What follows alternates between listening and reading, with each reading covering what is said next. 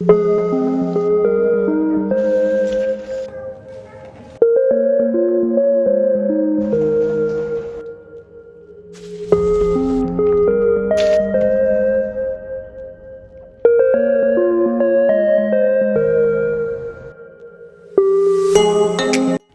Everyone, अस्सलाम वालेकुम। Welcome back to my vlog. I hope आप सब लोग खैरियत से होंगे और हम भी ठीक है अल्हम्दुलिल्लाह। रमज़ान के बाद अपने वापस नॉर्मल रूटीन में आने में थोड़ा टाइम लगता है हम सबको, लेकिन धीरे धीरे हम सब अपने रूटीन में आ जाते हैं।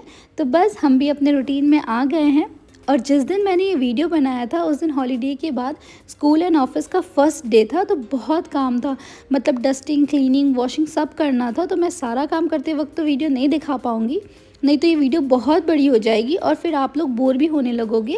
वैसे जिस दिन ये मैंने वीडियो बनाया था उस दिन ऑलरेडी बहुत बड़ी वीडियो बनी है, इसलिए मैंने 2 पार्ट में डिवाइड कर दिया इस वीडियो को। तो चलिए बस फटाफट वीडियो पे चलते हैं।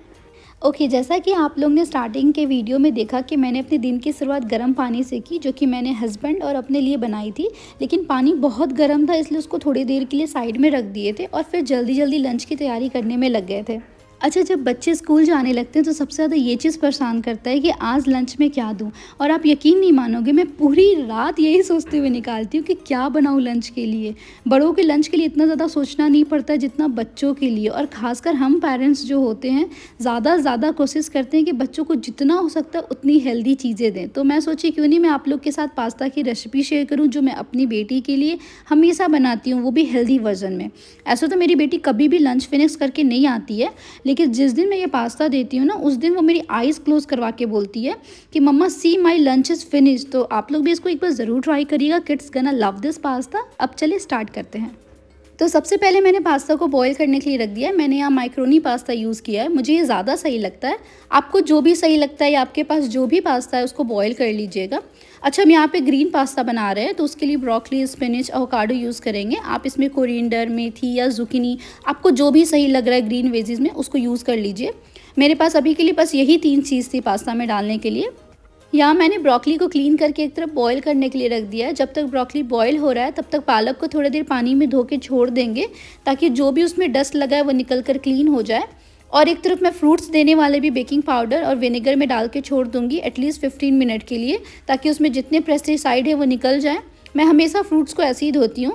जो फ्रूट्स डायरेक्ट खाने वाले होते हैं, जैसे एप्पल, पीच, ग्रेप्स, बेरीज़ और भी बहुत सारे हैं जिनको आप डायरेक्ट कट करके खा सकते हैं, उसको बेकिंग पाउडर और विनेगर से धोकर खाएं तो ज़्यादा सही रहेगा।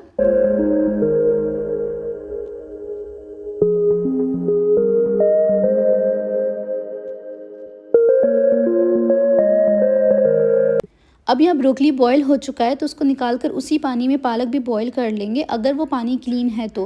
क्योंकि कभी कभी ब्रोकली के अंदर छोटे छोटे कीड़े भी रहते हैं, तो बॉईल करने से वो पानी में आ जाता है। इसलिए एक बार ज़रूर चेक कर लीजिएगा। और अगर उस पानी में कोई डस्ट नहीं है तो उसमें आप कोई भी सब्ज़ी आराम से बॉईल कर सकते हैं। नहीं तो अगर आपको पानी चेंज करना है तो चेंज कर लीजिएगा, जो आपको बेटर लगे। और पालक बहुत जल्दी सॉफ्ट हो जाता है, इसलिए जब इसमें एक अच्छा सा बॉयल आ जाए तो इसको निकाल लीजिएगा। अब इधर पास्ता बॉयल हो चुका है, इसको निकाल कर ठंडा पानी से वॉश कर लेंगे ताकि वो ओवर कुक ना हो जाए। और जैसा कि आप लोग जानते हैं, मेरे यहाँ ब्रेकफास्ट में कुछ रहे या ना रहे, अंडा तो ज़रूर रहेगा। तो बस हमेशा की तरह आज भी एक बॉयल हुआ है फॉर ब्रेकफास्ट। इसको थोड़ा देर ठंडा होने के लिए रख देते हैं क्योंकि डॉटर को देना है। और अब यहाँ पे पालक बॉयल हो चुका है, इसको निकाल के ठंडे पानी में डाल देंगे ताकि जल्दी ठंडा हो जाए। अच्छा, पालक की सबसे ख़राब बात ये लगती है ना कि आप कितनी भी क्वांटिटी में पालक बॉईल कर लीजिए या सब्जी या दाल बना लीजिए, लेकिन वो इतना सारा पालक कब थोड़ा सा हो जाता है पता ही नहीं चलता है। अब क्या कर सकते हैं, ऐसे तो पालक छोड़ नहीं सकते ना खाना। चलिए कोई बात नहीं, आगे बढ़ते हैं और पास्ता की तैयारी करते हैं। ग्रीन पास्ता के लिए एक पेस्ट तैयार कर लेते हैं, जिसमें avocado, boiled spinach, boiled broccoli, salt, paper, garlic and water डालकर एक स्मूथ सा पेस्ट बना लेंगे।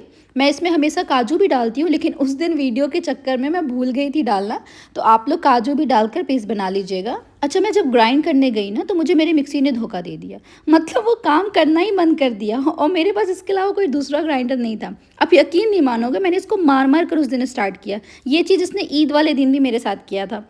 खैर, मशीन एक ऐसी चीज़ है जिस पे आप हमेशा ट्रस्ट नहीं कर सकते हैं। अच्छा, यहाँ पे ग्रीन पेस्ट बन के तैयार हो गया है। अब एक पैन लेंगे, उसमें बटर या ऑयल जो डालना है वो डाल देंगे और फिर डायरेक्ट उसमें ग्रीन पेस्ट ऐड कर लेंगे। इस पेस्ट को ऐसा कुछ पकाना नहीं है क्योंकि ऑलरेडी सब्जी पक चुकी है। और इसमें थोड़ा सा लेमन जूस ऐड कर लेंगे और सॉल्ट अगर कम है तो वो भी ऐड कर लेंगे and then add boiled pasta.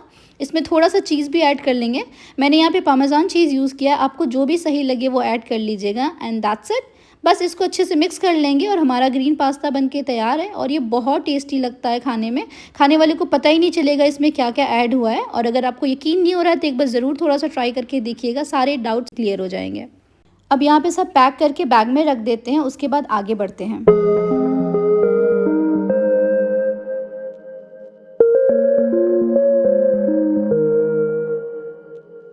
और यहाँ एग ठंडा हो गया, उसको पील करके डॉटर को दे दूँगी। वो एग का येलो नहीं खाती है, इसलिए मैं उसको हटा कर ही देती हूँ, बट फिर भी हाफ़ एग का येलो छोड़ देती हूँ। शायद कभी मन कर जाए तो खा ले, वो कहते हैं ना बच्चों को कब क्या मन कर जाए। अब अपने ब्रेकफास्ट की तैयारी कर लेते हैं। अच्छा, मैंने हाफ़ एवोकाडो ग्रीन पेस्ट में डाला था और हाफ़ एवोकाडो मैं ब्रेकफास्ट के लिए यूज़ करूँगी।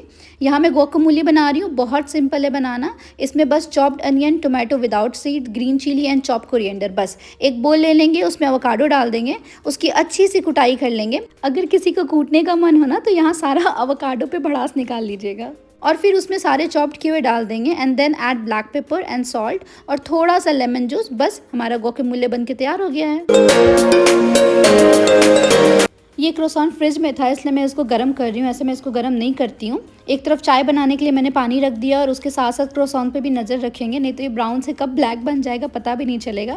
साथ साथ चाय बनाने के लिए शुगर, चायपत्ती और इलायची पानी में डाल दिए और ये क्रोसान गर्म हो चुका है, इसको पैन से निकाल देंगे और फिर इसी पैन में मैं एक अंडे भी बना लूँगी। अंडे मुझे नहीं पसंद इसलिए मैं अपने लिए नहीं बना रही हूँ, कभी कभी मूड पे रहता है, मन किया तो बनाया नहीं तो नहीं। ऐसा नहीं है कि मैं अंडे नहीं खाती हूँ, मैं खाती हूँ लेकिन मुझे उतना नहीं पसंद है, मतलब 1 वीक में 2 अंडे इनफ है मेरे लिए। अब इसमें सॉल्ट एंड पेपर डाल देंगे। पानी बॉईल हो चुका है, उसमें मिल्क डालकर फिर वापस अंडे पे आते हैं। बस पैन को कवर कर दिया मैंने, एक को पलटूंगी नहीं, वो अंदर ही अंदर स्टीम से हो जाएगा। अब यहाँ ब्रेकफास्ट तैयार हो गया, सब फटाक से निकाल के डाइनिंग टेबल पर रख देते हैं।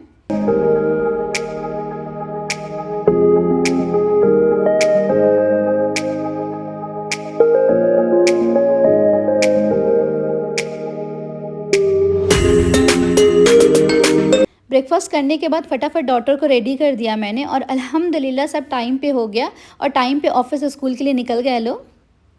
अब क्लीनिंग के काम में जल्दी से लग जाते हैं और ये है मेरे किचन का हाल। वैसे मैं काम करते वक्त हमेशा साथ साथ बर्तन धोती हूँ, लेकिन वीडियो बनाते वक्त उतना टाइम नहीं मिलता है कि साथ साथ मैं बर्तन भी धो लूँ, तो बस अब जल्दी जल्दी पहले धोना स्टार्ट कर देते हैं। वैसे मुझे बर्तन धोना एकदम भी नहीं पसंद है, मतलब मुझसे सारे काम करवा लो बस बर्तन मत धुलवाओ, लेकिन कुछ नहीं कर सकते हैं, जल्दी लिए हाथ चलाते हैं और बर्तन धो के जल्दी से ख़त्म करते हैं। अच्छा, आप लोगों को लगता होगा ना कि मैं बहुत रुक रुक के बोलती हूँ, मतलब थोड़ा बोलती हूँ फिर म्यूज़िक डाल देती हूँ। वैसे एक्चुअली मुझे ना समझ ही नहीं आता है कि मैं एक लगातार बोलूँ क्या, और ये जितना भी सब मैं बोलती हूँ ना बहुत सोच के बोलती हूँ। मैंने कुछ लोग को व्लॉग में देखा है जो एक बार स्टार्ट होते हैं बोलना ना तो वो लगातार बोलते हैं, मुझे समझ ही नहीं आता है कि वो कैसे बोल लेते हैं लोग। शायद बोलते बोलते ना मैं भी एक दिन लगातार बोलना स्टार्ट कर दूँ, मतलब बहुत मेहनत करना है मुझे बोलने में। फाइनली बर्तन सारे क्लीन हो गए, लेकिन अभी बस बर्तन ही क्लीन हुए, अभी पूरा काम बाकी है। और ये महान इंडक्शन स्टोव, इसको घिसते घिसते मेरे सारे नल घिस जाते हैं, पर अल्लाह का शुक्र था कि इस पर चाय नहीं गिरा था, आराम से क्लीन हो गया। अगर इस पे चाय गिर जाता है तो आप कितना भी पानी डाल के छोड़ दो वो निकलता नहीं है। मैंने इस पे बहुत एक्सपेरिमेंट किया है, जब फर्स्ट टाइम इस पे चाय गिरा था ना तो वो जल्दी छूट नहीं रहा था, तो मैं बहुत यूट्यूब पे सर्च करती थी और मैंने बहुत कुछ होम रेमेडी ट्राई किया है इस पे, बट कोई फ़ायदा नहीं हुआ उससे। तो लास्ट बस यही था, जितना हाथ में दम है उतना इसको रगड़ते रहो। किचन की सारी क्लीनिंग हो गई है, बस लास्ट सिंक बचा है तो उसको भी क्लीन कर लेते हैं हम। वैसे ये सब मेरा रोज़ का काम है, एक जैसा रूटीन मेरा हर रोज़ रहता है, उसमें कोई चेंजेस नहीं है। आई थिंक एक होम मेकर का एवरीडे सेम रूटीन रहता होगा। मेरा मोस्टली टाइम किचन में सबसे ज़्यादा स्पेंड होता है, इसलिए मैं ज़्यादा से ज़्यादा कोशिश करती हूँ कि किचन एकदम क्लीन रहे। आई थिंक हम सारे हाउसवाइफ का मोस्टली टाइम किचन में ही निकल जाता होगा। अब आगे बढ़ते हैं। जिस कपड़े से मैं किचन क्लीन करती हूँ उसको रोज़ मैं लिक्विड डाल के गर्म पानी से धोती हूँ। अगर रोज़ ना धोए ना तो उसमें से स्मेल भी आने लगता है। अच्छा, यहाँ गर्म पानी नल से आ रहा है क्योंकि मैंने गीज़र ऑन कर रखा है।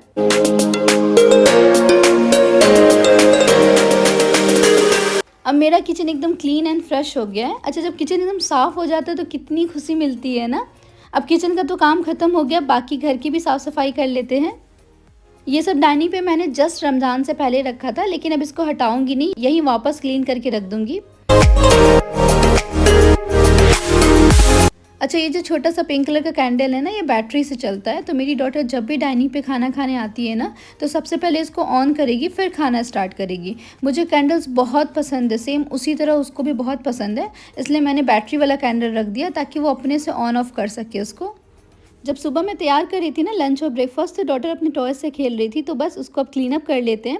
ये ब्लॉक का कैसर उसी ने बनाया है, पता नहीं बच्चे कैसे बना लेते हैं माशाल्लाह। मैंने एक दिन ट्राई भी किया था बनाने का, लेकिन मेरे से नहीं बना। और वो ऐसा हमेशा बनाकर अपने प्रिंसेस डॉल के साथ खेलती है कि ये मेरा प्रिंसेस का हाउस है। और उसने मेरे से बोला था कि मम्मा मेरे कैसल को हटाइएगा नहीं, लेकिन क्या कर सकते हैं, कारपेट को क्लीन करना है तो हटाना तो पड़ेगा। अगर कारपेट क्लीन रहता तो हम ऐसे ही छोड़ देते उसको। ऐसे ही वो बहुत कुछ बनाती है, फिर बोलकर स्कूल जाती है कि टच नहीं करिएगा मम्मा मेरा टॉयज़। तो मैं कभी कभी वैसे ही छोड़ देती हूँ, उसको नहीं हटाती हूँ।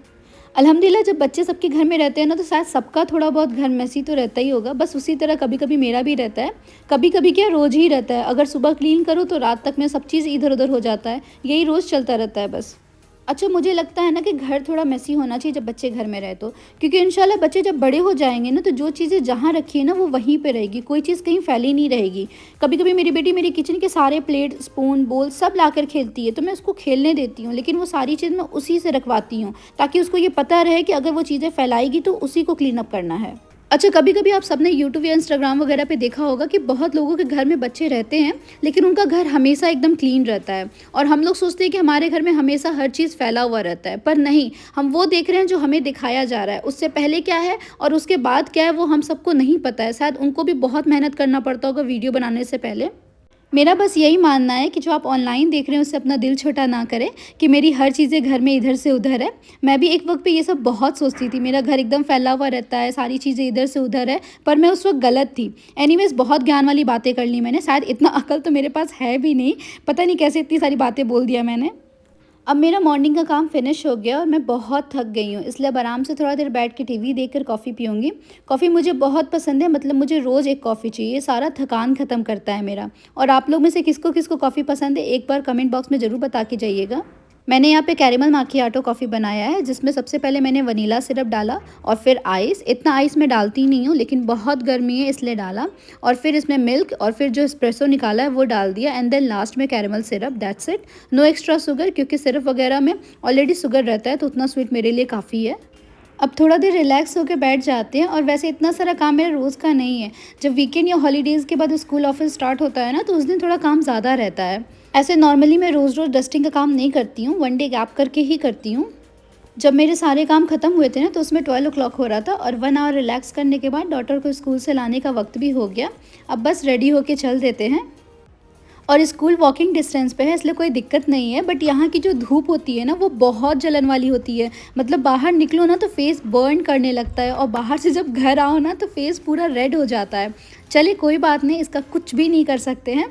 आई होप आप लोग को ये वीडियो अच्छी लगी होगी, and thank you so much for watching. अब फिर मिलते हैं नेक्स्ट टाइम नेक्स्ट ब्लॉग के साथ। तब तक टेक केयर, बाय बाय, अल्लाह हाफिज़।